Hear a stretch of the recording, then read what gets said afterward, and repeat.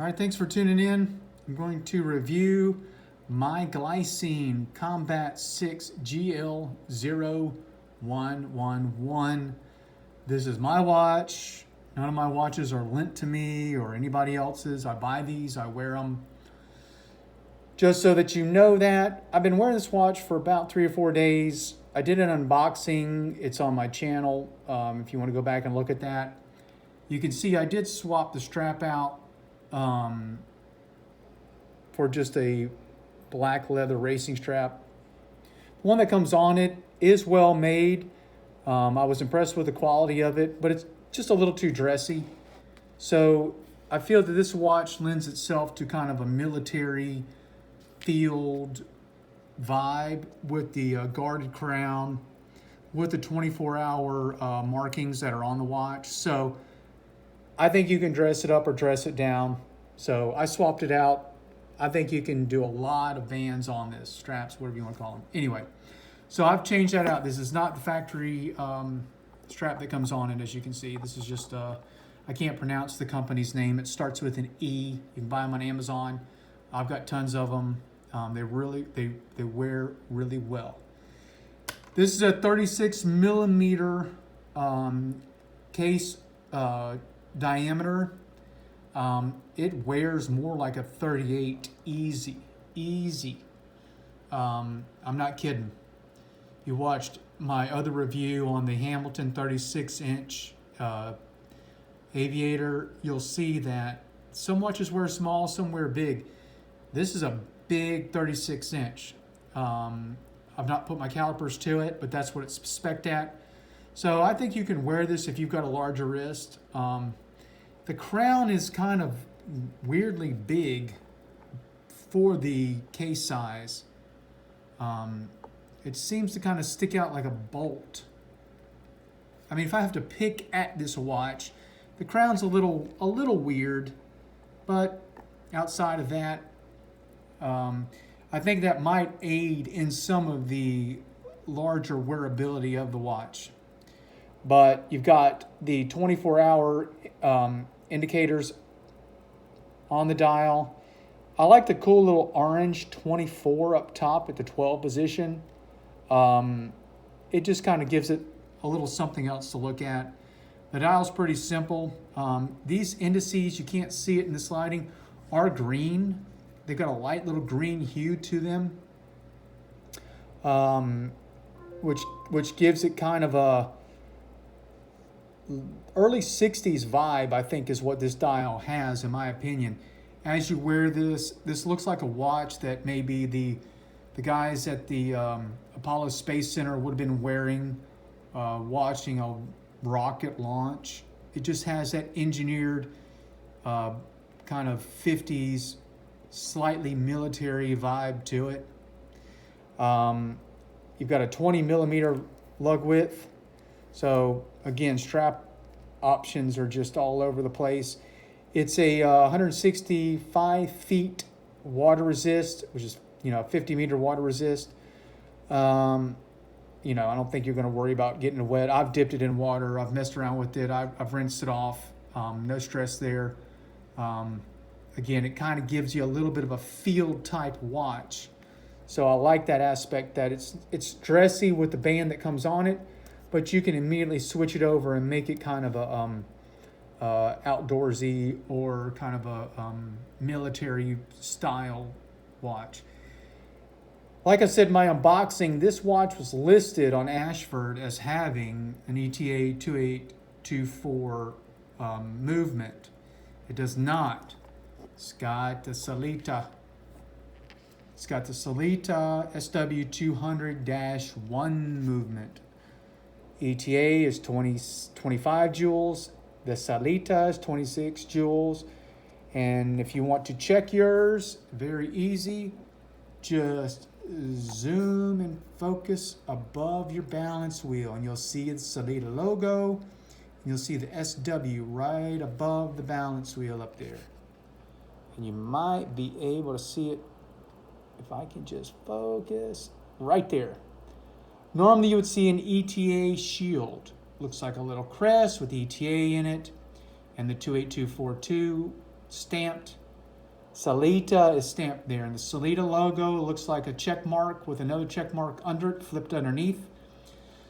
So Ashford has not gotten back to me on why they listed it this way.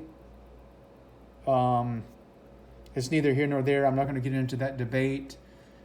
I don't know who's doing what or why the glycine is being listed as having an ETA movement. That aside, the watch is running about 14 seconds fast a day. We're going on 3 or 4 days, so it's probably going to level out, in my opinion, around the 11 to 12 seconds fast per day, which is what I would expect for a standard grade movement, whether it's ETA or Sellita.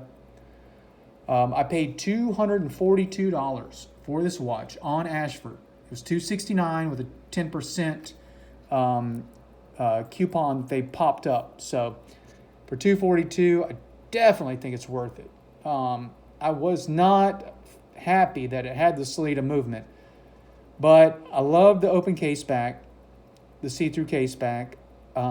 It's very clear, and I like the rotor, the way that they did glycine on the rotor. They wrote the caliber, which really doesn't matter. It's not a caliber. It's just what Invicta or Glycine is saying this is, the GL0224, whatever. But it does give you something to look at and does pretty up the case back. So I do like it. I think they did a pretty good job with that case back. I was coming into this watch skeptical because of the history of Invicta. I've dug and dug and dug, and I really can't find that this was ever a original glycine model. There's several that kind of hint to this style, so it's kind of its own design unless someone knows something that I don't know. I cannot find this particular version in the past vintage glycine models. That being said, I like what Invicta seems to have done is kind of stepped away and left these models to be kind of grown like Hamilton has done. So it's got a vintage feel, military feel, and I don't see one that exists from the past. So I think this is a watch that you're going to be happy with. It's got a good heft to it, feels very well made. The crown is signed. The band that came with it was very well made.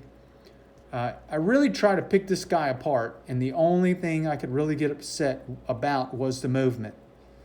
So I'm like, for $242, it's a Sellita.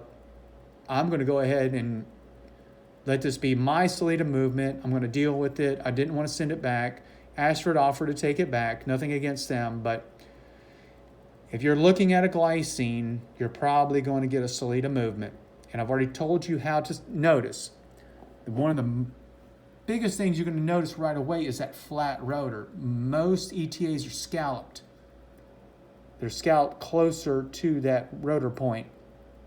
If it's shooting straight across like that, it's probably a Sellita. Some ETAs aren't scalloped, but it depends on which model it is. But this supposedly is supposed to be a 2824. I've not seen a 2824 unless it was a custom rotor that wasn't scalloped or pivoted in on each side. So that's kind of where I'm at with it. I'm pleasantly surprised with the watch. I mean, I would recommend it. Watch Ashford. They are the ones that are having it the cheapest, that are authorized. It came with a warranty card. They're an authorized dealer. To pick it up for $242 from an authorized dealer, just watch for their discounts. And they were willing to work with me and take it back if I wasn't happy with it. So I've bought a lot from Ashford. They don't sponsor me because obviously I'm not big enough to be sponsored anyway. That said, go with it. Play around with straps on it. I'm going to put it on my wrist here. Just bear with me because I have no tripod. I'm in a hotel, so give me a second.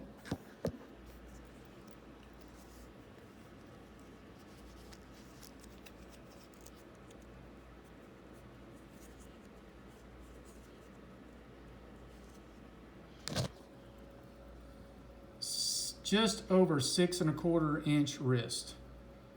Now, if you're worried about a 36 millimeter, you tell me, man. I mean, it's covering a lot of real estate. So, and again, buy it from Ashford. Send it back if you don't like it. I've been wearing it to death. I love it. I was surprised. So, despite the movement issue, this is what I'm rolling on it. But you got endless strap. I mean, I think you can do canvas. I think you can do NATO. It's just got that guy sitting at the Apollo Space Center smoking a cigarette with coffee, watching the rocket launch vibe to it. That's just me, the black face. One other thing I just meant to mention, the face kind of does play tricks on you. You'll look at it and go, is it smudged? But the brushing on the face of the watch will cast these weird, you can kind of see it in this picture, but especially in the sunlight, you'll see these twists and turns of light on that face. They kind of get annoying a little bit. You're like, is this thing smudged? And you can see I'm trying to do it here. I've not had a watch that does it to this degree where it fans in and out with these weird rainbow effects, but it's not bad. It's not a quality issue. It's just the design of the face. But that aside, I don't think you can go wrong with it. I think it's a great watch for $242.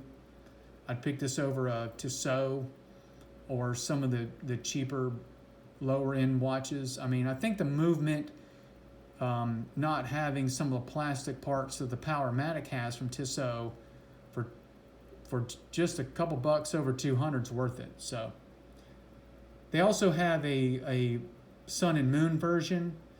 I'm not big into that, but if you are looking at that and you don't see a good enough review, I think it's pretty much you can get the same case.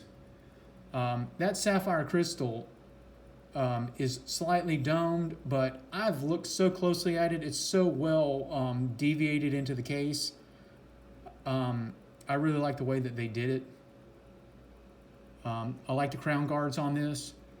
So this has a kind of a field watch vibe to it. To me, if it's got a guarded crown, I'm going to call it an urban field watch, maybe. I don't know. But if you're guarding the crown, you're expecting a little bit heavier usage.